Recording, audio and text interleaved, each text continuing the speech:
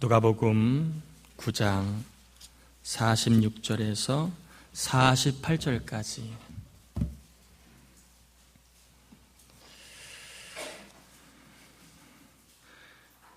신랑 신부 있다가 특송할 거 준비하고 왔죠?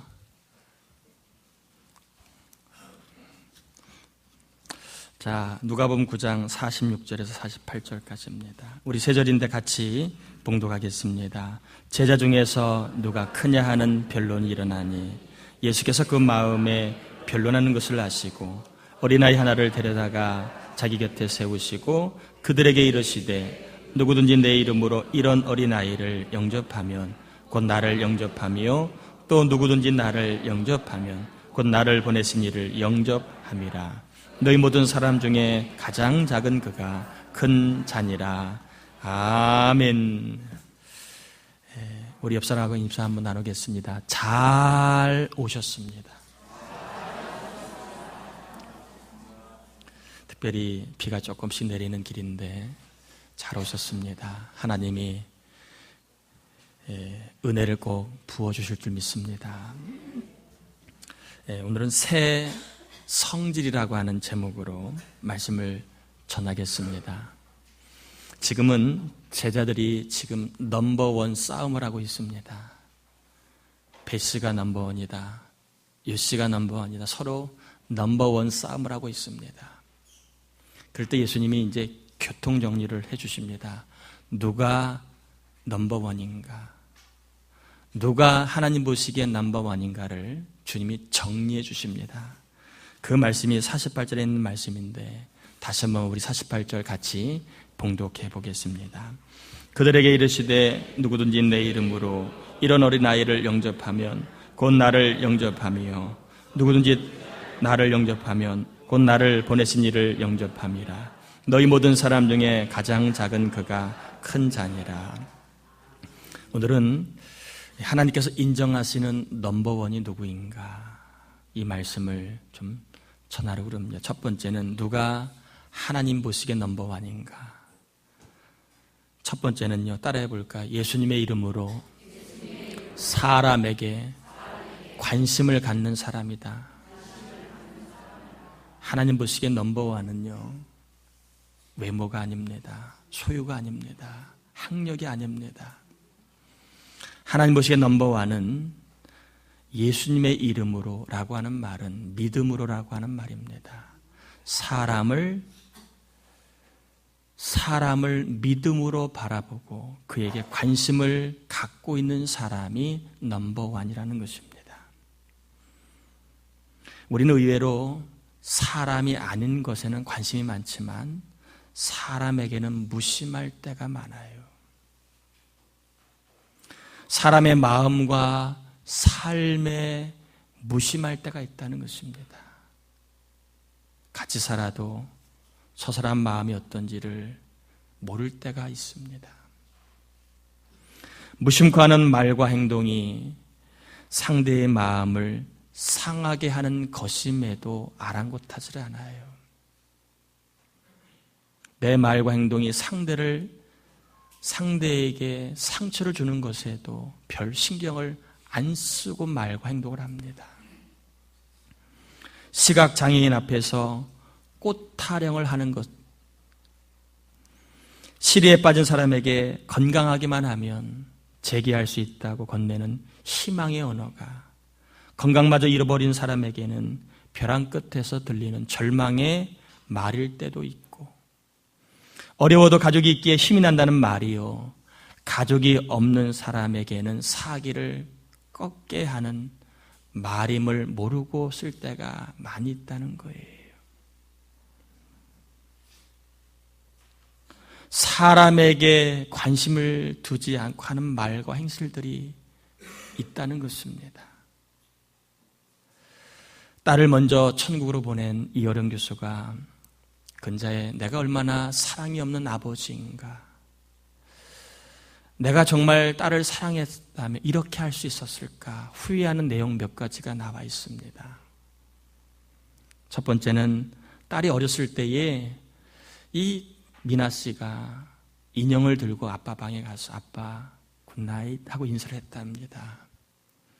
그랬는데 아버지가 바빴는지 아니면 마감일이 다가왔는지 건성으로 이랬다는 거예요.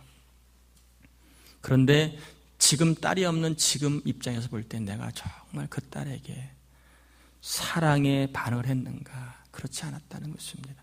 내가 딸을 사랑했더라면 저 딸이 아빠에게 찾아와서 굿나잇 하면 그래 잘 자라 이 말을 듣고 싶었을 터인데 그 말을 못해준 자신은 참으로 딸 앞에 사랑 많은 아버지는 아니었다라고 하는 거지요. 한 번은 아마 조금 쌀쌀한 날씨인지는 모르겠습니다. 가족이 다 함께 밥을 먹고 나왔는데 미나 씨가 아마 춥다고 말을 한 모양입니다. 그런데 이 이어령 교수가 딸이 암 환자라는 걸 깜빡 잊어버리고 야 너만 춥냐? 왜 이렇게 호들갑을 떨어? 이렇게 말했다는 거예요. 딸이 암 환자임을 모르고 무심코 내던진 말이 가만히 듣고 보니 시간 지나고 보니까 딸이 암 환자였다는 것을 그때서야 야 내가 정말 사랑 있는 아빠인가 생각을 했다는 것입니다. 어느 날 딸이 쓰던 컴퓨터를 좀 쓸 요량으로 컴퓨터를 딱 켰는데 바탕화면에 여러 가지 아이콘들이 너무나 크게 아주 가장 큰 아이콘으로 만들어 놨답니다. 그래서 이여령 씨가 딸에게 또 한 소리 했지요. 야, 너 컴맹이야? 너 컴퓨터 쓸 줄 몰라? 이렇게 크게 해놓으면 어떻게 봐? 이렇게 했다는 거예요. 또 그 말을 하고 나니까 딸이 시력을 잃어가서 겨우겨우 보려고 최선을 다해서 크게 해놓은 건데 그걸 모르고 자기 생각에 그냥 말을 했다는 것입니다. 저도 저희 집사람에게 자식들에게 알게 모르게 마음을 모르고 상처를 주는 말과 행실을 참 많이 하고 있습니다. 여러분도 아마 돌아서면 아차 싶을 때가 있지 않나요? 예수님의 이름으로 사람에게 관심을 가지라는 말은 무슨 말이냐 하면 그 사람의 마음과 감정에 대해서 무심하지 말라는 거예요. 하나님 보시기에 넘버원은 누구냐? 그 사람의 마음에 대해서 감정에 대해서 살필 줄 아는 사람이 넘버원이라는 것입니다. 내 할 말만 일방적으로 쏟아내고 남에게 상처가 되든지 되지 않은지 생각도 하지 않고 질러대는 말을 하는 사람이 아니라 남의 마음을 헤아리고 상대의 기분을 헤아리고 상대의 감정을 헤아리며 그 사람의 마음을 헤아릴 줄 아는 사람이 넘버원, 하나님 보시기에 큰 자라고 얘기합니다. 그런데 세상 사람이 볼 땐 그 사람을 작은 자라고 말할 수 있다고 48절에 분명히 얘기합니다. 너희 모든 사람 중에 가장 작다, 즉 남을 살피는 것이 작아 보이지만 그러나 하나님은 아니라는 거예요. 그거야말로 그 사람의 말로 넘버원이라는 것입니다. 저는 저와 여러분들이 하나님이 인정해 주시는 넘버원이 되길 바랍니다. 상대의 마음과 감정을 헤아려서 말도 하고 행실도 할 줄 아는 그러한 넘버원이 되길 바랍니다. 두 번째는 따라해 볼까요? 어린아이를 영접하는 사람이다. 하나님 보시기에 큰 자, 넘버원이 누구냐? 첫 번째는 예수님의 이름, 믿음 때문에 사람의 마음을 살피는 사람이라면, 두 번째로는 어린아이를 영접하는 사람이 하나님 보시기에 넘버원이라는 것입니다. 당시의 어린아이와 여인은요, 사람 대우를 받지 못하고 무시당하기 일쑤였고 천시받기 일쑤였고 그리고 상처받기 일쑤였던 아주 불행한 삶을 살아가는 사람들이었습니다. 우리가 지금 상상할 수 없는 수없이 많은 차별을 받으며 살아가고 있었던 사람이 바로 여인과 어린아이였습니다. 이런 어린아이를 영접하라는 말은 비단 나이가 어린 사람을 영접하라는 문자적인 의미도 되지만 차별받는 사람, 무시당하는 사람, 그리고 천시받았던 사람들을 사랑해 주라는 말입니다. 상처 입은 사람들, 외로운 사람들, 절망하는 사람들을 적극적으로 사랑해 주라는 말입니다. 이게 어린아이를 영접하라는 말의 의미입니다. 전영준 박사가 쓴 논문이 하나가 있는데요. 이단자들의 심리 이해와 목회 상담학적 대책이라고 하는 논문이 있는데 이 논문에 보면 왜 한국 사람들이 유독 이단과 사이비, 즉 사람을 지나치게 의지하는가 하는 이유를 5가지를 설명하는데 그중에 2가지가 뭐냐. 첫 번째는 교회에 대한 실망이라는 것입니다. 교회에 대한 실망, 교인에 대한 실망이 한국 사람들로 하여금 유독 사이비 이단으로 빠지게 만드는 주요한 요소라는 거예요. 교회가 왜 이래? 목사가 저래도 되는 거야? 똑같네. 교인도 똑같네. 우리랑 다를 바가 없네. 아니, 더하네. 이러한 실망감이 있는 사람은 이단과 사이비가 집요하게 파고들어서 실망을 주는 교회와 사람을 비난하고 비판하고 도덕적으로 우월감 있는 자기들의 신앙을 대체해 줍니다.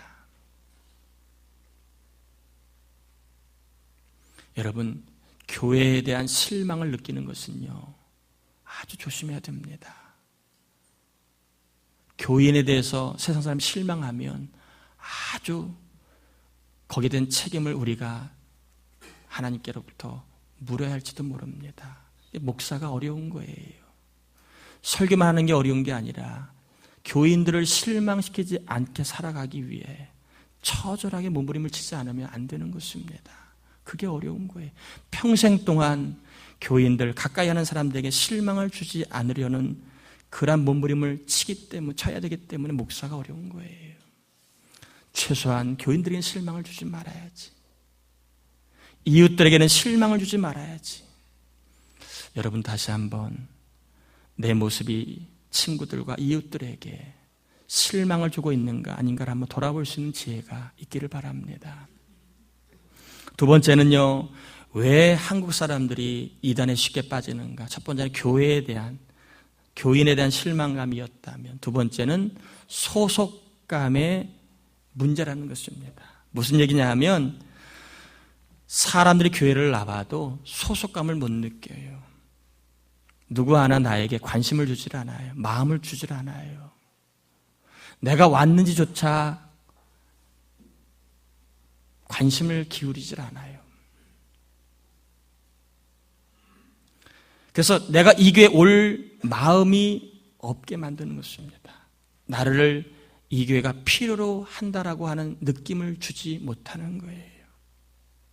그러면 사람들은요, 나를 필요로 하는 곳, 내가 있어야 할 곳, 나를 사랑해주는 그러한 곳으로 그 소속을 옮기게 되어 있습니다. 새가족이 왔을 때에 교회가 그 사람에게 소속감을 주지 못하면 그 사람은 소속감을 주는 다른 교회나 다른 공동체로 가게 되어 있습니다. 와도 본체만 채 마음과 관심을 기울이지 않으면 항상 소속감을 줄 수 있는 곳으로 떠나는 것이 사람의 심리입니다. 초신자는요, 하나님 보고 교회 오는 게 아니에요. 이 교회 사람들을 보고 옵니다. 목사가 어떤 사람인가, 장로가 어떤 사랑이 있는가, 권사 집사가 어떠한 사람인가, 그걸 보고 오는 거예요. 그래서 우리 교회가요, 누가 와도 소속감을 느끼게 해주지 못하는 그러한 분위기라면 우리가 바꿔야 됩니다. 누가 와도 환영해주고 그리고 사랑해주고 관심 가져주는 분위기. 2012년 한국의 자살률이요 28.1명으로 지난 20년 사이에 3배나 늘었습니다. 굉장히 많이 늘었죠. OECD 국가 중에서 9년째 넘버원입니다. 자살률 넘버원 9년째. OECD 평균치의 자살률 2.2배나 높습니다.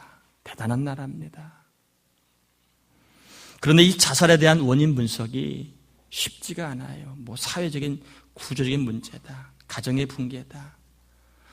지나친 경쟁 사회 분위기다. 여러 가지가 있지만 뭐라고 딱히 말하기가 쉽지가 않습니다. 그러나 큰 요소 중에 하나가 뭐냐 하면 가정의 붕괴입니다. 사람들이 우리 한국 사람이 특별히 자살하는 그 자살률이 높은 이유 중에 하나 가정의 붕괴입니다. 제가 여러분에게 여쭐 테니까 속으로만 대답해 보세요. 여러분 가족하고 언제 마음 있는 대화를 나눈 지가 언제시나요? 부부간에 신앙적인 이야기를 나누거나 아니면 정말 내 마음을 나눈다거나 내 고민을 나눈다거나 아니면 내 삶의 어떠한 진지한 문제를 대화를 나눈 적이 얼마나 되시나요? 불행하게도 이러한 대화가 사라진 지 오래됐습니다. 가정 안에. 부모와 자식 간에 교회 안에서도 마찬가지예요. 정말 중요한 대화를 나누지 못한 지가 오래됐습니다. 관계가 밀착될 수 없는 거예요. 관계가. 마음을 나누지 못하니까 관계가 좋을 리가 없습니다. 가정의 붕괴는요, 외로움을 줍니다. 누구도 내 마음 몰라준다. 부모님도, 가족도, 심지어는 교회 식구들도 내 마음 몰라준다는 거예요. 그러니까 가정의 붕괴로 말미암아 외로움이 자꾸 높아지는 것입니다. 극단적인 선택을 하게 되는 것입니다. 또한 여러분, 가정뿐만이 그렇습니까? 우리가 세상에서, 교회에서 인간관계를 맺을 때 여러분 인간관계를 어떻게 맺습니까? 대부분 다 안 그런 척하지만 내면적으로는 실리적인 관계를 갖고 맺습니다. 저 사람과 내가 사귀면 어떤 유익이 있을까? 다 실리적인 관계를 가지고 관계를 맺습니다. 그러다 보니까 실리를 주지 못할 때 마음을 나누기 어려운 관계가 됩니다. 그러니까 관계성 속에서도 외로움이 극에 달하는 것입니다. 어느 누구에게나 가족에게도 아내와 자식들에게도 아빠가 이렇게 힘들다. 아빠가 이렇게 아프다. 또 친한 친구에게도 차마 자기의 마음을 터놓기가 어려운 것입니다. 아무도 내 주위에는 없다. 이렇게 살아서 뭐하나. 극단적인 방법으로 생애를 마감하는 것입니다. 특별히 살기가 힘들어지면서 오늘날에 기댈 곳이 없는 사람이 늘어나고 있습니다. 혼자서는 끙끙 앓지만 어디다 그 마음을 펼쳐놓을 수 있는 사람이 별로 없어요. 별로 없습니다. 아마 여러분 중에도 분명히 그런 사람이 있을 거야. 나도 누군가에게 내 마음을 좀 속히 내놓고 싶은데 혼자만이 안고 있는 사람이 있을 거예요. 4월 1일 날 보건복지부가 자살 실태 조사 결과를 발표했는데 자살을 시도한 사람 중에 65.6%가 종교가 없는 사람으로 확인이 됐습니다. 의지할 곳이 없는 사람, 기댈 곳이 없는 사람일수록 더 극단적인 삶을 선택할 확률이 높다는 것입니다. 기댈 곳이 없어 절망하고 있는 사람들이 우리가 영접해야 할 어린아이라는 것입니다. 기댈 곳이 없어서 기댈 곳을 찾고 있는 사람들에게 우리가 영접해주는 교회가 되어야 합니다. 그런 사람에게 손을 내밀어 당신은 혼자가 아니라고, 우리가 당신을 응원하고 있다고, 하는 사인을 계속 보내주어야 합니다. 이런 시대적 요청에 부족하지만 저희 교회도 한번 응해보려고 합니다.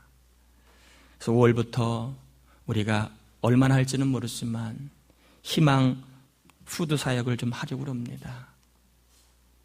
거창하게 들리지만 그냥 기댈 곳이 없는 사람들에게, 교회 안팎의 사람들에게 좀 반찬을 만들어서 나누어 주면서 당신은 혼자가 아니니까 절망하지 마세요.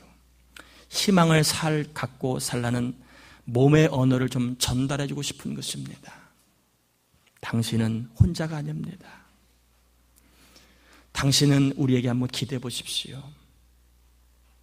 희망 푸드 사역을 좀 하려고 합니다.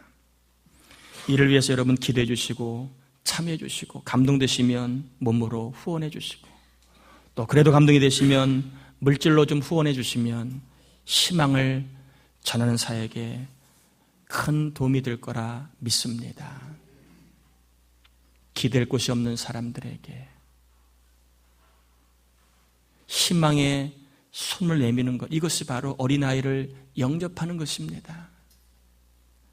상처 입은 사람들, 외로운 사람들, 절망하는 사람들을 교회 공동체가, 목장이 관심을 가져주지 않고 사랑해주지 않으면 마귀가 접근합니다. 마귀가 접근하여 하나밖에 없는 이들의 영혼을 낚아챕니다. 요즘 세월호 사건으로 많은 믿음의 사람들이 그 현장에서 섬기고 있습니다. 진도군 교회연합회 소속으로 팽목항에서 묵묵하게 봉사활동을 총괄지휘하고 있는 조원식 목사님이 계신데 이분이 자원봉사자들에게 3가지를 꼭 당부를 한다고 합니다. 첫 번째는 떠들거나 웃지 마시라고, 최대한 절제하면서 말을 조심하라고 꼭 당부를 한답니다. 두 번째는 봉사의 최우선 대상은 가족이라는 것을 잊지 말고 항상 가족을 먼저 챙기라고 그렇게 부탁을 한답니다. 그리고 세 번째로는 피해를 당한 가족이 요구하면 무조건 들어주라는 것입니다. 그러면서 이런 말을 꼭 하라고 하는 얘기를 좀 전하려고 합니다. 슬픔에 빠진 가족을 만나거나 이들에게 물품을 전할 때에 이렇게 말을 하라고 꼭 전한답니다. 한번 같이 해볼까요? 혹시 필요한 것 있으세요? 구해드릴게요. 여러분, 이 한마디 문장이 그들의 마음에 어떠한 위로가 되겠습니까? 이 한마디가 고민 있는 말 아닙니까? 뭔가 위로를 하고 싶은데 어설프게 할 수도 없고 도와주고 싶은데 생색내기도 그렇고 이 말 한마디에 고민의 흔적이 역력합니다. 혹시 필요한 것 있으세요? 구해드릴게요.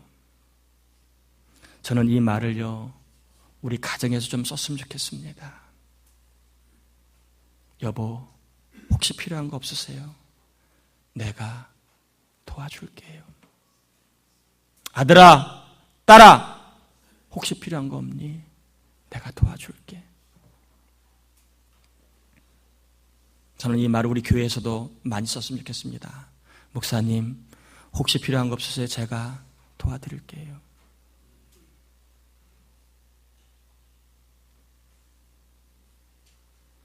직장에서 이 말을 많이 썼으면 좋겠습니다. 과장님, 부장님, 사장님, 혹시 필요한 거 없으세요? 제가 도와드릴게요. 자식들은 집에서 한번 아빠, 엄마에게 혹시 제가 도와드릴 게 있나요? 여러분, 이러한 말과 마음이 모아진다면 가정 안에 어떤 일이 벌어질까요? 혹시 필요한 게 있으시면 말씀하세요. 제가 기도할게요. 제가 도와드릴게요. 제가 구해드릴게요. 그런 말을 가정에서 한다면 가정이 지옥이 될까요? 냉기가 돌까요? 웃음기가 사라질까요? 오히려 이런 말을 많이 하면 얼마나 가정에 웃음이 많겠습니까? 힘을 내는 가족이 얼마나 생기겠습니까? 또 이런 말을 듣는다면 예수 믿지 않는 사람이 그래?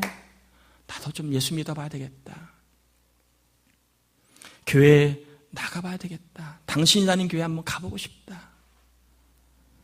그러한 일들이 벌어지지 않을까요? 다시 한번 같이 한번 해볼까요? 혹시 필요한 거 있으세요? 제가 도와드릴게요. 여러분, 이 말에 힘이 있습니다. 남편한테 한번 해보세요. 남편이 그동안 맺힌 한이 풀어질 줄 믿습니다. 아멘인가요? 아멘인가요? 아내들에게 여보, 혹시 내가 도와줄 게 있는가? 말해봐. 그러면 아내가 그동안 흘렸던 눈물을 이제는 끊을 줄 믿습니다. 또 자식들은 부모의 마음을 헤아려서 부모님, 이제는 제가 도와드릴 게 없나요? 그냥 부모 등골 다 빼먹으려고 하지 마시고 부모님, 제가 도와드릴 게 없나요? 이러한 말과 마음이 충만해진다면 우리의 가정과 교회와 우리 일터 안에 얼마나 참 살맛이 나겠습니까? 우리에게는요, 태어나면서부터 주어지는 성질이 있습니다. 이것을 우리는 옛성질 혹은 옛사람이라고 얘기합니다. 자연적으로 주어지는 성질을 말합니다. 근데 예수를 믿고 나면 주어지는 성질이 있는데 이것을 우리는 새로운 성질 혹은 새 사람이라고 얘기합니다. 태어나면서부터 주어지는 성질은 옛 성질, 구원받고 주어지는 성질은 새 성질. 오늘 본문에 새 성질이 무슨 성질이라고 얘기합니까? 바로 영접의 성질이라고 얘기합니다. 영접이라고 하는 말은요, 데코마이, 여러분 데코레이션 아시죠? 데코레이션 영어. 여기서 헬라에서 나온 말입니다. 데코마이에서 나온 말입니다. 영접이라고 하는 말의 의미는 환영하다, 환대하다, 말하는 사람의 말을 잘 듣는다. 이것이 바로 영접, 데코마입니다. 예수님을 믿고 나면 우리에겐 데코마이의 새로운 성질이 주어졌기 때문에 절대 사람을 무시하거나 멸시하거나 천시하지 않고 차별하지 않습니다. 새로운 성질은 그런 쪽과는 반대로 오히려 환영하며 환대하며 살아가게 해줍니다. 사람을 높여주며 살아갑니다. 또한 예수를 믿고 데코마이의 성질이 주어지면 남의 말에 귀를 기울여 잘 듣고 그 사람의 마음을 살피게 되어 있습니다. 부부지간에도 데코마이의 성질이 주어지길 바랍니다. 말꼬리 잡지 마시고 그렇게 말하는 배우자의 마음을 살피는 지혜가 꼭 임하시길 바랍니다. 그러면 그 말을 들을 때 상대방이 나를 데코마이 해주고 있구나, 환영하고 있구나 하는 느낌을 받습니다. 그러면 이 데코마이 환영을 받은 사람은요, 힘과 희망을 갖고 살아가게 됩니다. 그러기에 예수님은 사람을 살리는 일을 하는 이 영접의 성질을 받고 살아가는 사람을 큰 자라고 얘기합니다. 하나님은 사람을 살리는 사람을 큰 자라고 얘기하십니다. 특별히 어느 누구보다도 사람을 환영하고 잘 섬기는 데코마이의 새로운 성질을 받아 하나님께 인정받는 영적인 넘버원이 되시기를 주의 이름으로 축복합니다. 특별히 상처 입은 사람, 외로운 사람, 절망하고 있는 사람들 주위에 눈을 뜨면 많이 있습니다. 그런 사람들을 잘 살피고 헤아리셔서 우리 교회도 그들을 데코마이 하는 교회, 하나님 앞에 넘버원을 인정받는 교회가 될 수 있기를 바랍니다. 가정에서도 직장에서도 교회와 목장에서도 이 데코마의 성질을 따라 사셔서 누구라도 환영하고 누구라도 높여주고 누구라도 축복하는, 또 누구의 말이라도 잘 듣는 그러한 큰 자로 사시기를, 그리하여 하나님께로부터 큰 자라 인정과 함께 사람을 살리는 큰 자에게 주어지는 상급을 받아 누리는 삶 되시기를 주님의 이름으로 축원합니다. 우리 해가 지는 날이 찬양하시고 같이 좀 기도하겠습니다.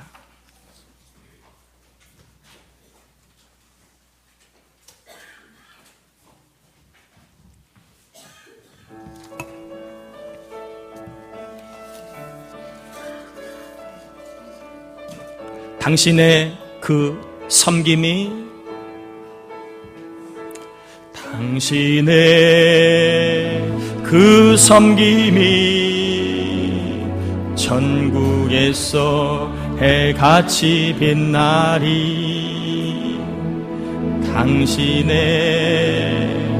그 사랑이 전국에서 해같이 빛나리. 당신의 그 충념이 전국에서 해같이 빛나리. 당신의 그 충성이 전국에서 해같이 빛나리. 주님이 기억하시면 족하리. 예수님 사랑으로 가득한 모습, 천사도 흠모하는 아름다운 그 모습, 전국에서 해가 1절만 다시 한번 합니다. 당신의 그 섬김이, 당신의 그 데코마이의 섬김이 전국에서 해같이 빛나리. 전국에서 해같이, 당신의 그 겸손이, 당신의 그 겸손이 전국에서 해같이 빛나리. 당신의 그 믿음이 전국에서 해같이 빛나리.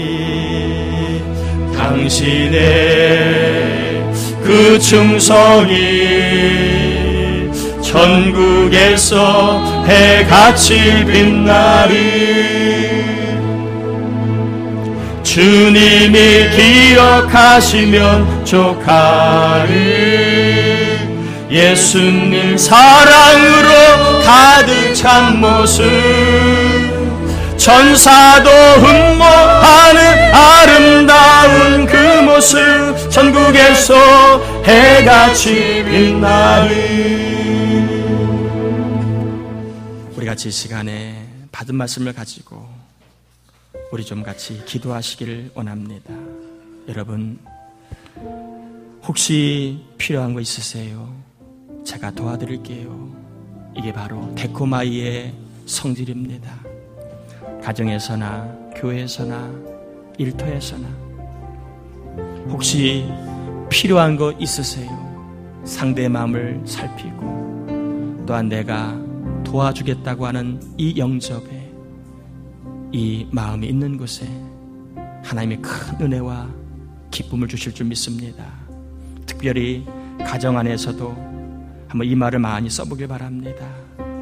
혹시 필요한 거 있으세요? 제가 도와드릴게요. 아들아 딸아, 혹시 필요한 게 있니? 내가 도와줄게. 교회 안에서도 혹시 필요한 거 있으세요? 제가 도와드릴게요. 이러한 데코마이의 성질을 따라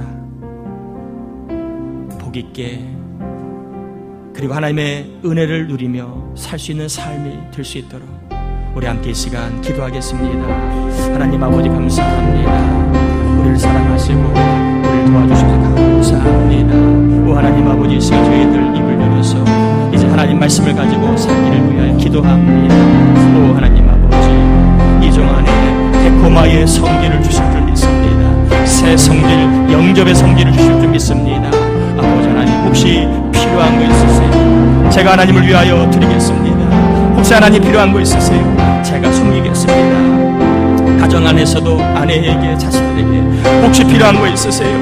내가 도와드리겠습니다. 아버지 하나님, 새 성질, 데코마의 성질을 우리의 모두에 허락해 주셔서 가정이 천국이 되게 하시고 일터가 천국이 되게 하시고 교회가 천국이 되시도록 역사하여 주시옵소서.